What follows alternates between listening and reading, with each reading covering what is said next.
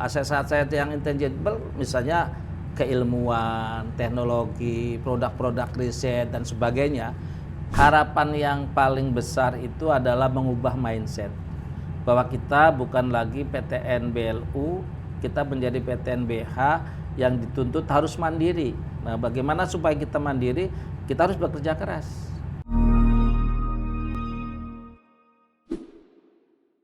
Assalamualaikum warahmatullahi wabarakatuh. Salam sahabat Edura TV. Kali ini kita memasuki segmen pimpinan bicara. Pada 14 Agustus 2024 yang lalu menjadi peristiwa sejarah dan juga kado terindah menjelang 3 hari peringatan HUT RI yang ke-79, di mana UNJ ditetapkan menjadi PTN BH melalui Peraturan Pemerintah Nomor 31 Tahun 2024. Tentu perubahan UNJ menjadi PTN BH ada peluang dan juga tantangan yang harus dihadapi oleh UNJ. Kali ini di segmen pimpinan bicara kita sudah kedatangan Rektor Universitas Negeri Jakarta, Profesor Komarudin. Selamat datang, Prof. Ya, Mas. Sebelumnya dari kami tim Edura mengucapkan selamat atas kasih. perubahan status UNJ dari PTN BLHU menjadi PTN BH. Terima kasih. Pak Rektor, mohon izin, ada hal yang tentu menjadi pertanyaan Sivitas Akademika UNJ. Bagaimana proses PTN BH ini dilakukan oleh pimpinan UNJ dan juga tim PTN BH UNJ? Boleh diceritakan dulu kronologis prosesnya. Tentu proses ini sangat panjang sekali ya Pak Rektor.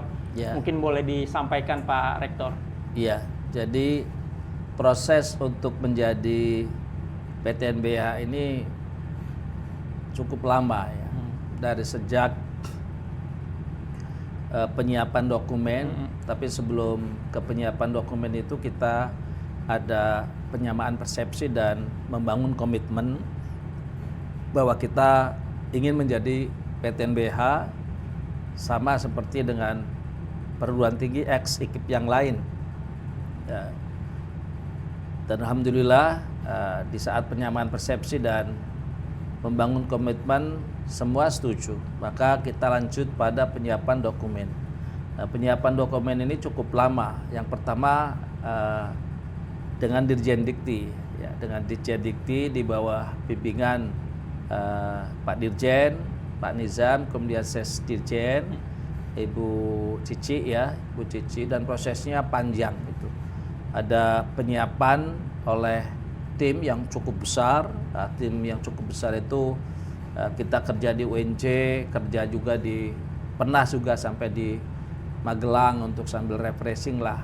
Lalu kita beberapa kali mendapatkan bimbingan teknis dari tim Dirjen Dikti, lalu juga dari Biro Hukum, dan banyak bimbingan-bimbingan yang kemudian kita sampai pada ujung dokumen ya. Dan ketika dokumen sudah final gitu, sebelum pada pengajuan kami dipastikan bahwa kita siap di dalam.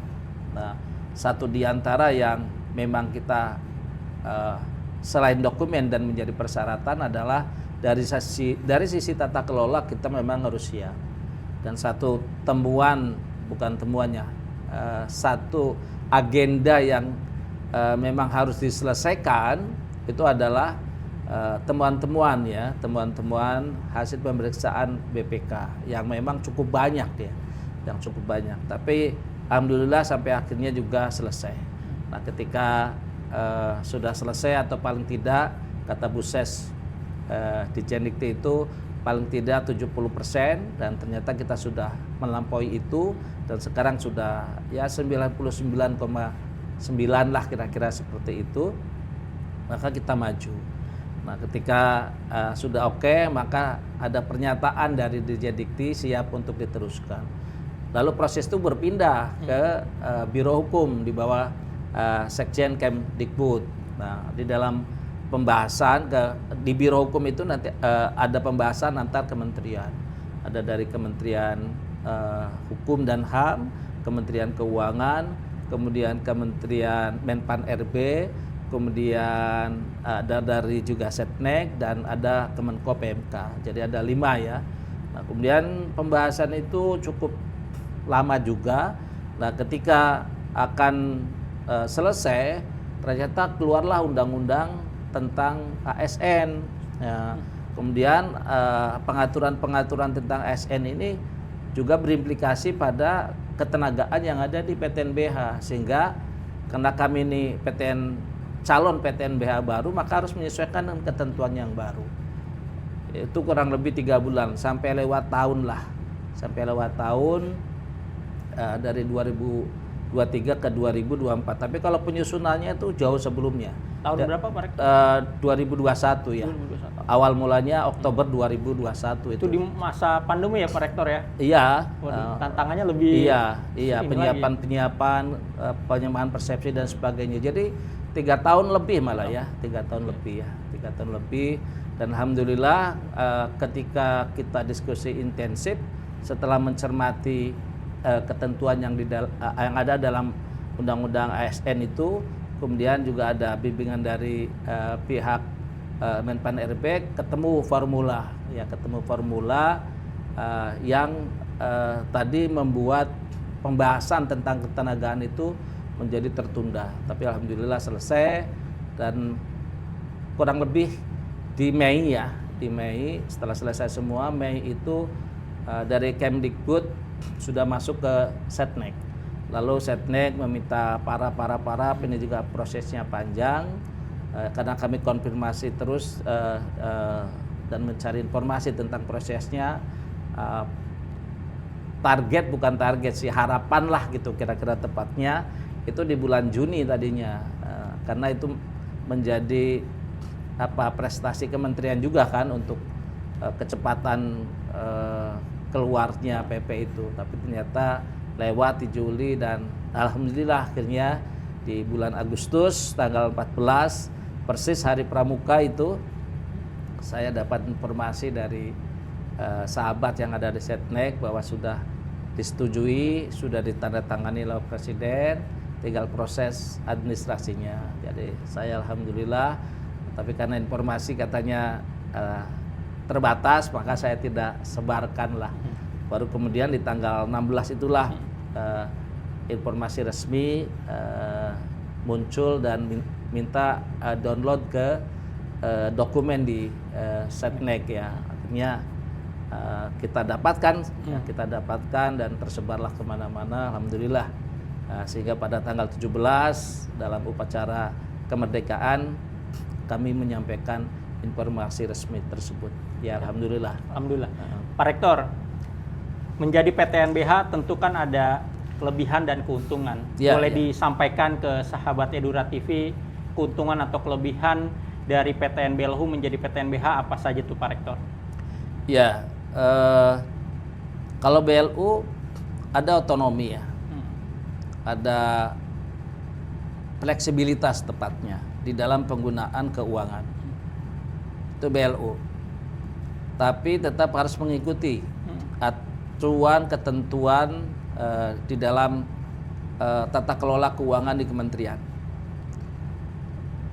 Sehingga berapapun yang didapat oleh BLU itu harus menjadi perhitungan di dalam tata kelola keuangan dan anggaran yang ada di kementerian. Karena itu semua harus masuk dalam DIPA ya, dalam DIPA. Dan ketika BLU kita mencari income generate atau revenue itu boleh, tapi belum leluasa, hanya paling dari sewa-sewa, kerjasama dan sebagainya. Tapi ketika sudah menjadi PTNBH, itu PNBP dikelola kita sendiri. Ya, kita masih dapat APBN, tapi PNBP-nya dengan sistem kita sendiri, dengan ketentuan kita sendiri, bahkan kita boleh memperoleh revenue itu dari perusahaan yang kita dirikan. Jadi kita boleh punya perusahaan. Nah, dengan perusahaan yang ada, dengan menjual berbagai komoditas dari produksi akademik ataupun aset ataupun yang lain-lain ya bisa dikomersialkan melalui perusahaan-perusahaan yang ada. Nah itu kemudian menjadi pendapatan bagi PTNBH.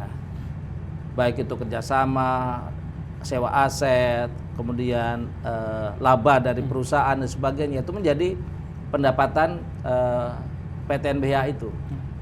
Nah oleh karena itu memang ini menjadi lebih punya peluang bagi Universitas Negeri Jakarta menjadi besar, menjadi lebih besar, menuju visinya menjadi world class university. Itu harapan kita. Ya.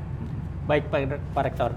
Di dalam Undang-Undang Nomor 12 Tahun 2012 tentang perguruan tinggi di pasal 65 itu salah satunya mengatur karakteristik tentang PTNBH yang salah satunya adalah otonomi dalam aset pengolahan. Kita ketahui UNJ ini punya banyak aset, termasuk salah satunya aset tanah di Cikarang yang hampir 80 hektar, termasuk kampus A saja hampir 11 hektaran, Tajur Alang dan lain sebagainya.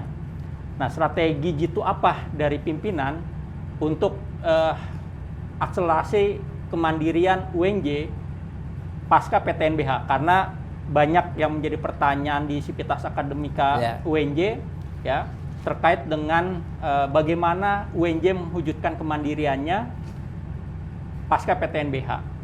Boleh disampaikan gagasan strategi jitunya Pak Rektor? Ya perlu ditegaskan dulu bahwa nanti ketika kita sudah menjadi PTNBH, aset itu ada dua. Aset yang tetap menjadi milik negara, yaitu tanah. Kemudian aset yang diserahkan ke PTNBH universitas, ya bangunan-bangunan dan sebagainya itu diserahkan ke kita. Tapi kita masih boleh memakai tanah untuk kemanfaatan universitas. Ya. Sesuai dengan ketentuan nanti di dalam penggunaannya ada izin dan sebagainya atau lapor dan sebagainya, kira-kira seperti itu. Nah, lebih luas aset itu kan tidak hanya yang bersifat fisikal, ya lahan, bangunan dan sebagainya. Tidak hanya seperti itu, tapi ada juga aset-aset yang intangible. Aset-aset yang intangible misalnya keilmuan, teknologi, produk-produk riset dan sebagainya. Itu kan peluang juga. Ya, aset-aset yang seperti itu kan luar biasa juga. Jadi bukan hanya aset yang fisikal. Nah, kita mendorong aset-aset yang intangible dalam bentuk produk iptek itu yang bisa dijual atau dikerjasamakan dalam rangka menghasilkan revenue, income generating. Harapan kita begitu, untuk dikerjasamakan dengan dunia industri dan sebagainya. Kalau ada inovasi di bidang teknologi, itu kan luar biasa. Dan pendapatannya itu akan semakin besar, kira-kira seperti itu. Nah yang kita dorong itu, karena kita adalah kampus, maka orientasi kita ke sana. Jadi katakanlah hilirisasi menjadi agenda penting bagi PTNBH terhadap produk-produk iptek ini. Ya. Selain juga tentu model-model akademik, penyelenggaraan pendidikan dan sebagainya itu juga bagus. Misalnya UNJ punya lab school, nah, itu kan model penyelenggaraan pendidikan itu punya UNJ, itu bisa dikerjasamakan. Selain UNJ juga bisa aja beli lahan di mana mendirikan lab school, dan itu peluangnya sangat besar, dan sekarang ini banyak yang tertarik dengan lab school itu. Lalu terhadap aset yang ada, aset fisik misalnya di Cikarang, itu kita bisa berdayakan untuk kampus yang utama di Cikarang katakanlah 80,2 hektar itu untuk sekolah vokasi, ya, bisa sekolah vokasi. Kemudian juga untuk keilmuan yang lain, misalnya untuk pendidikan guru, itu kita bisa di sana, termasuk di bidang kesehatan. Kita bisa juga dirikan di sana. Selain fasilitas pendukung yang lain yang itu bisa dikomersialkan untuk pendapatan, ya untuk pendapatan. Sehingga Cikarang ini benar-benar manfaatnya optimal bagi pengembangan UNJ sebagai PTNBH. Apalagi Cikarang itu kan di Lipo, wilayah Lipo. Itu yang sudah hidup, sudah jadi. Sebelah sananya Jababeka, sebelah kanannya Meikarta. Itu luar biasa, sehingga saya yakinlah selain sebagai kampus dan fasilitas pendukung lainnya itu akan menjadi lebih besar. Lalu ada di Tajur Halang ada 2,6 hektar, itu kita bisa manfaatkan. Ya mungkin sebagai namanya sekarang villa hijau. Villa hijau itu mengandung arti pendidikan. Jadi lahan itu kita manfaatkan untuk fasilitas tertentu yang mengandung pendidikan. Ya, misalnya apakah sebagai tekno gitu ya, teknopark, apakah kemudian ada wisata pendidikan, ada kuliner, kemudian tempat-tempat training dan sebagainya, itu luar biasa. Lalu juga Setiabudi. Nanti kalau Cikarang sudah bisa dimanfaatkan, maka kampus di Setiabudi kita pindahkan. Ya, sekolah vokasinya pindah ke Cikarang, lalu PGSD-nya bisa di sini di Rawamangun. Setiabudi kita bisa kembangkan untuk ya area bisnis di sana. Ya, area bisnis karena itu segitiga emas. Nah, dengan demikian maka saya yakin upaya membangun kemandirian, terutama dari sisi finansial akan bisa terwujud.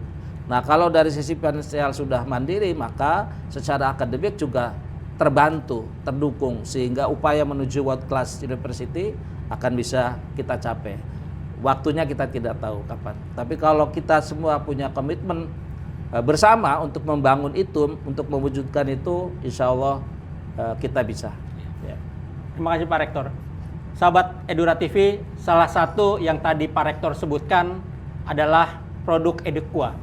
Kita minum dulu Pak Rektor, iya. Edukua. Nah, Edukua ini adalah produk yang diciptakan oleh unit bisnis Edura, dan ini akan menjadi salah satu bagian dari unit bisnis bagi UNJ. Ya. Kita minum dulu supaya segar sebelum kita lanjutkan obrolan kita Pak Rektor.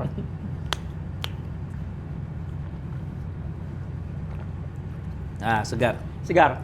Jadi kita punya tagline kesegaran tanpa batas. Luar biasa nih. Ya. Jadi buat sahabat Edura TV, khususnya keluarga besar UNJ, harus bangga. Kita sekarang sudah punya air minum dalam kemasan yang namanya Edukua.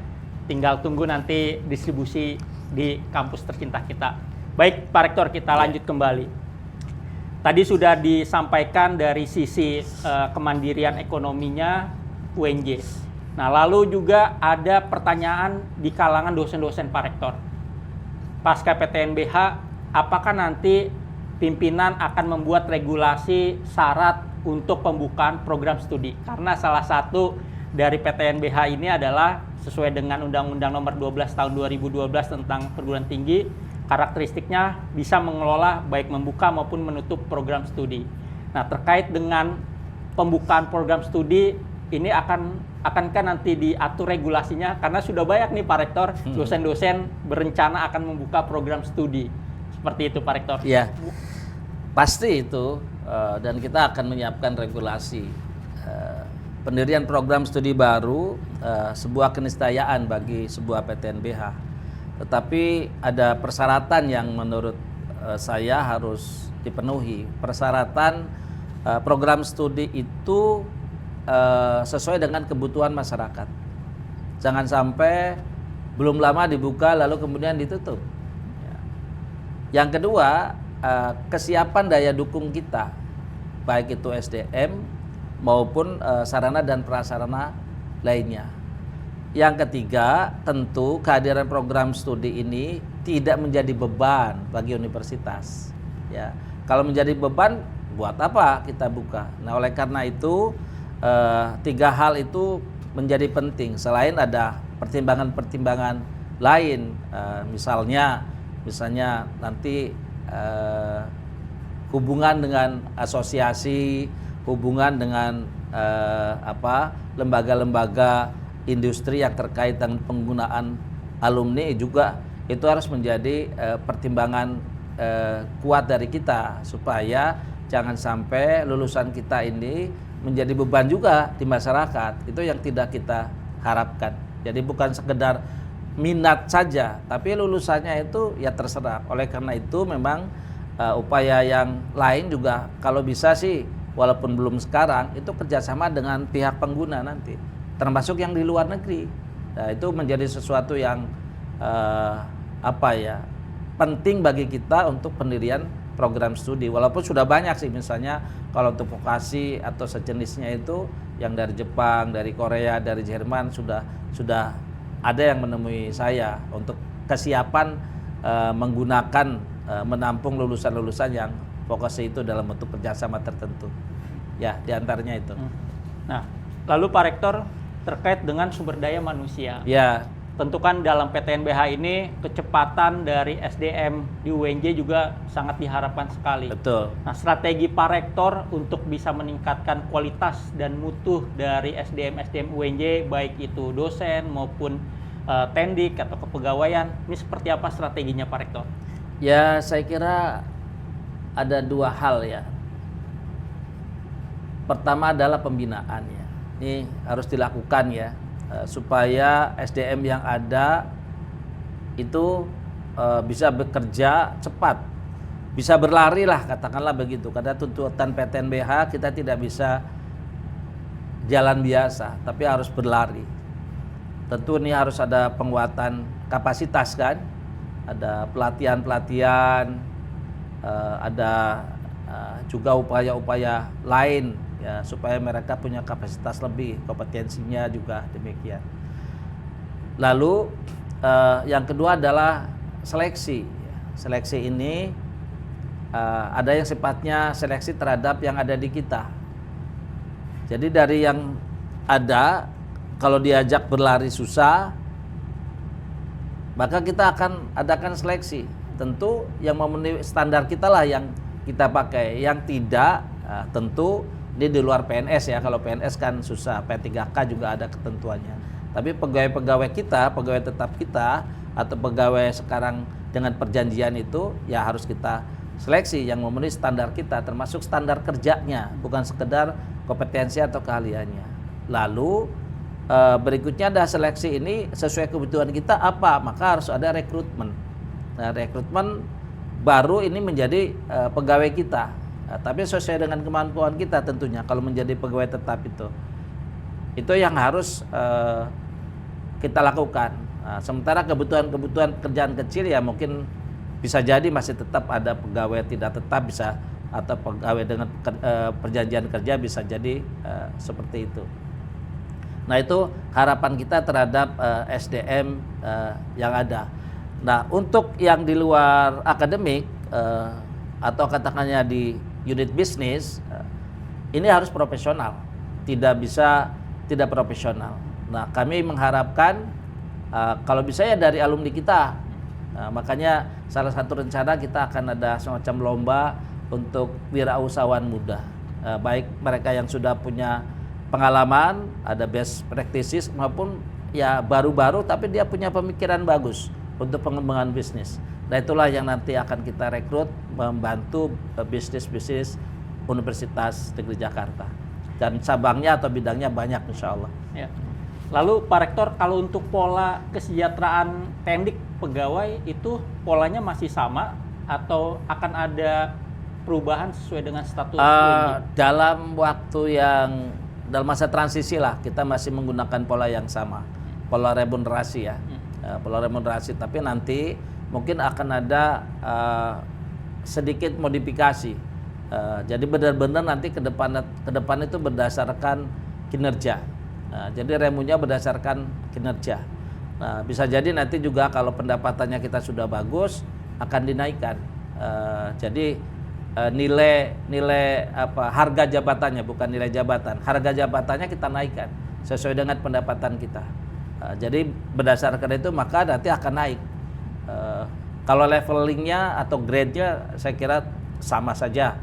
Tinggal harga jabatannya sesuai dengan kemampuan keuangan kita, pendapatan kita. Tetapi mungkin di luar itu mungkin masih ada lah yang semacam bonus atau bentuk-bentuk yang memberikan insentif tambahan bagi mereka yang punya prestasi dan sebagainya. Jadi akan ada perubahan, tapi tahap awal masih lebih kurangnya sama.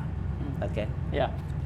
Jadi salah satu hal yang sensitif pasca UNJ ditetapkan jadi PTNBH adalah kesejahteraan pegawai UNJ itu Pak Rektor. Nah, ada satu lagi yang agak sensitif pasca PTNBH, Pak Rektor, yaitu pertanyaan mahasiswa UKT. terkait dengan UKT. UKT, ya, Boleh itu. disampaikan Pak Rektor Ya. di hadapan sahabat Edura TV, khususnya mahasiswa-mahasiswa UNJ terkait dengan UKT. Silakan Pak Rektor. Jawabannya sama ya. Dari sebelum kita berproses menjadi PTNBH sampai sekarang pun kami akan berusaha tidak membebani mahasiswa. Ya. Dalam arti bahwa kita tidak menjadikan UKT atau biaya pendidikan itu yang dominan atau satu-satunya, apalagi kita akan berusaha mencari sumber-sumber lain, ya. Apakah itu dari tadi produk iptek, kerjasama, kemudian dari bisnis kita, itu yang kita berbesar, ya, sehingga ya mudah-mudahan kalau itu semua besar, termasuk nanti akan ada dana abadi. Kalau dana abadi kita besar, mudah-mudahan itu akan bisa membantu mahasiswa. Artinya UKT-nya tidak terlalu besar, tapi harapan kita mutu lulusannya tinggi. Itu harapan kita. Dengan catatan memang kita punya kerjasama, punya pendapatan lain dari bisnis ataupun yang lain, produk iptek, kerjasama dengan industri dan perusahaan. Itu harapan kita ke sana. Kalau itu pendapatannya banyak, ya kita nggak mesti terlalu membebani. Walaupun bisa jadi dalam tahapan-tahapan tertentu kan ada kenaikan, tapi kenaikan yang wajar lah, dan yang paling pasti tidak boleh melebihi BKT. Nah, kira-kira seperti itu. Nah, lalu Pak Rektor, kampus-kampus lain yang sudah berstatus PTNBH itu kemudian selang beberapa tahun kemudian membuka fakultas kedokteran atau kesehatan. Apakah nantinya ada rencana UNJ membuka fakultas kedokteran atau kesehatan, Pak Rektor? Ya, sangat dimungkinkan. Kenapa sangat dimungkinkan? Ya, PTNBH yang lain yang ex-ekip saja kan sudah banyak yang punya. Yang duluan itu kan kayak Gorontalo, ya, Undiksa, itu ex-ekip itu. Lalu kemudian yang baru itu belum PTNBH malah, karena kebutuhan masyarakat, ya.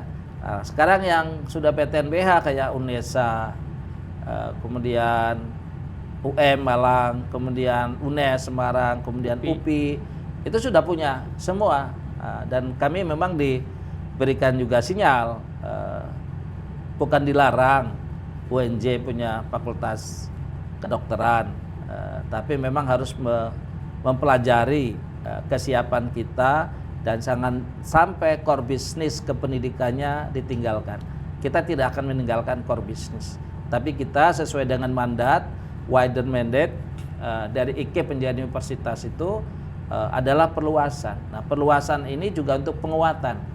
Nah, penguatan apa? Penguatan kependidikan. Kita ada prodi kependidikan, baik itu pendidikan jasmani, ya, untuk guru-guru olahraga dan lain-lain. Nah, ini kan juga didukung ilmu kesehatan dan kedokteran olahraga, sehingga saya kira ini menjadi penting kita juga membuka program studi untuk mendukung itu. Ya, katakanlah atletnya dari UNJ, maka keilmuannya juga sebaiknya dari UNJ.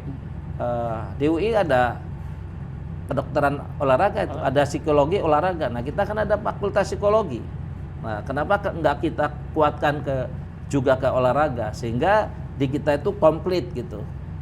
Ada memang menjadi atlet banyak untuk prestasi dunia, tapi juga daya dukung dari sisi keilmuannya lengkap, dari aspek psikologi, dari aspek kesehatan, dari aspek gizi, dari aspek kedokteran dan sebagainya. Kita harapkan bisa lebih lengkap.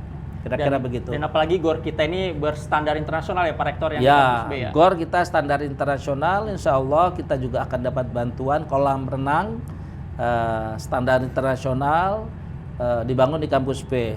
Lalu kita juga punya tanah yang luas di Cikarang, itu juga akan ada, kita bangun lah sarana pendukung olahraga yang bisa meningkatkan prestasi olahraga mahasiswa UNJ, ya, dan ujungnya adalah prestasi olahraga Indonesia.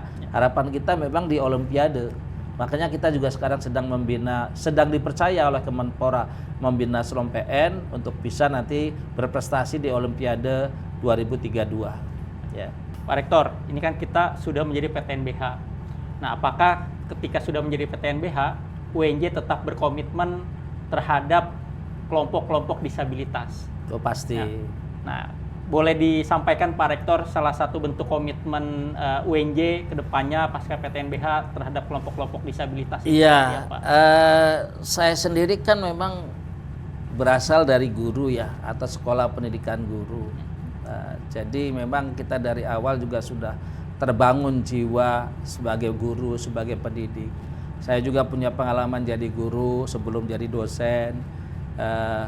Dan sebagai guru, sebagai pendidik, dan yang mendukung inklusivitas di dalam pendidikan, maka kita harus juga memberi kesempatan seluas-luasnya kepada para penyandang disabilitas, difabel ini. Nah, tentu yang sesuai dengan ketentuan dan persyaratan, kira-kira seperti itu.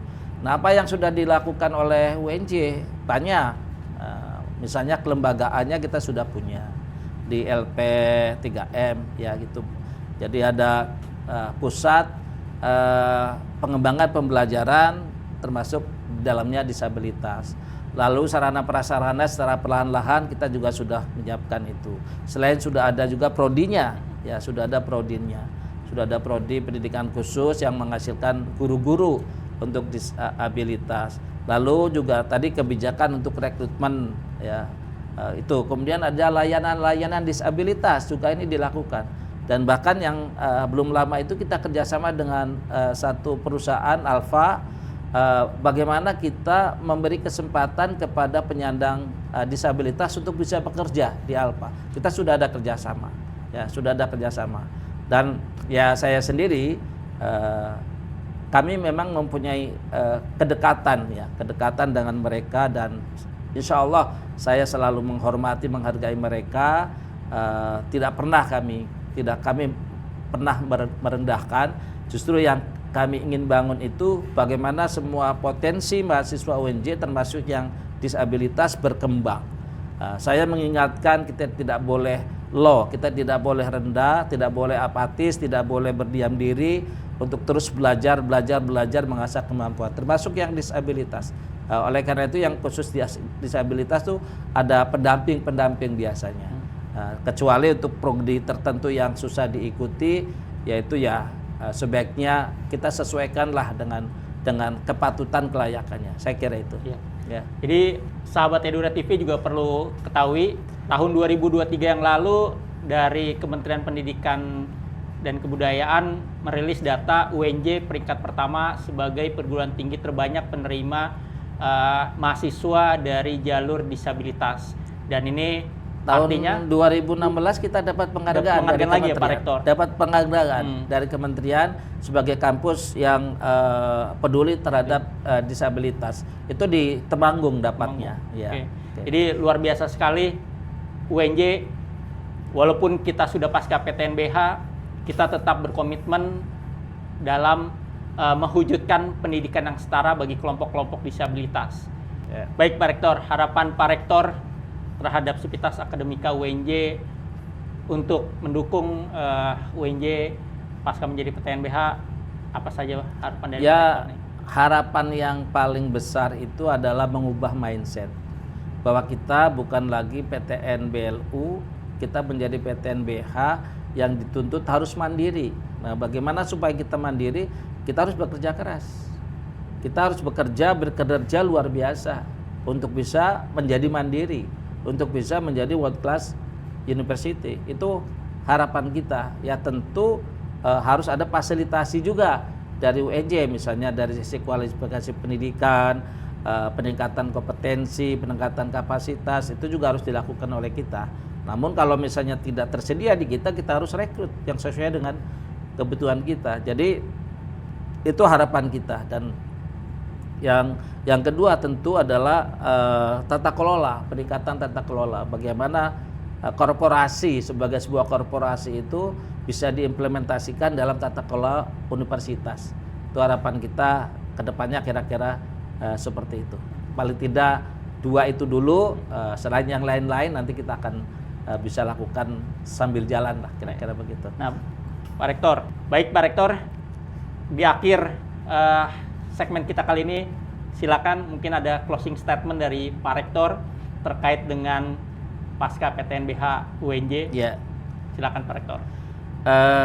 di kesempatan yang terakhir ini saya mengajak kita semuanya, para dosen, tendik, dan mahasiswa, marilah kita meningkatkan kapasitas kita, meningkatkan produktivitas kita, meningkatkan kinerja kita, agar anugerah Tuhan melalui pemerintah dengan ditetapkannya UNJ sebagai PTNBH benar-benar kita jalankan dengan baik untuk bisa menjadikan UNJ mandiri dan menjadi world class university. Saya kira itu saja. Terima kasih. Terima kasih Pak Rektor. Sahabat Edura TV, UNJ saat ini sudah resmi menjadi PTNBH, dan tentunya di satu sisi kita harus berbangga diri karena UNJ sudah naik kelas, dan PTNBH merupakan salah satu prestasi tertinggi bagi perguruan tinggi negeri, dan di Indonesia tercatat baru 24 perguruan tinggi negeri yang berstatus PTNBH.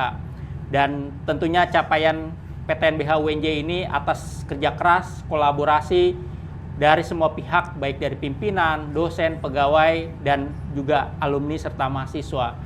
Dan tentunya PTNBH ini menjadi motivasi dan juga semangat untuk kita semua, Sivitas Akademika UNJ, untuk terus berlari mencapai reputasi dan prestasi UNJ yang gemilang.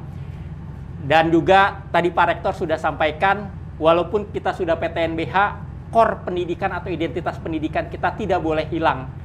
Dan ini komitmen dari Pak Rektor selaku pemangku kepentingan dari UNJ, menyatakan bahwa core pendidikan sebagai identitas UNJ akan terus tetap dipertahankan. Mungkin salah satunya dengan melebarkan sayap-sayap lab school di daerah-daerah sebagai identitas yang identik dengan pendidikan dibanding banyak mendirikan rumah sakit. Dan sebagai di penghujung segmen kita, saya ingin mengutip satu statement dari guru besar UNJ, yaitu Prof. Hartilaar. Prof. Tilaar pernah menyampaikan bahwa sistem pendidikan yang layak dan memanusiakan manusia adalah sistem pendidikan yang mudah diakses oleh semua kalangan. Demikian apa yang disampaikan oleh Prof. Tilaar dalam kredo pendidikannya. Sekian dari saya Saifuddin selaku host podcast Edura TV di segmen Pimpinan Bicara. Sampai jumpa di episode-episode lainnya. Salam sahabat Edura TV.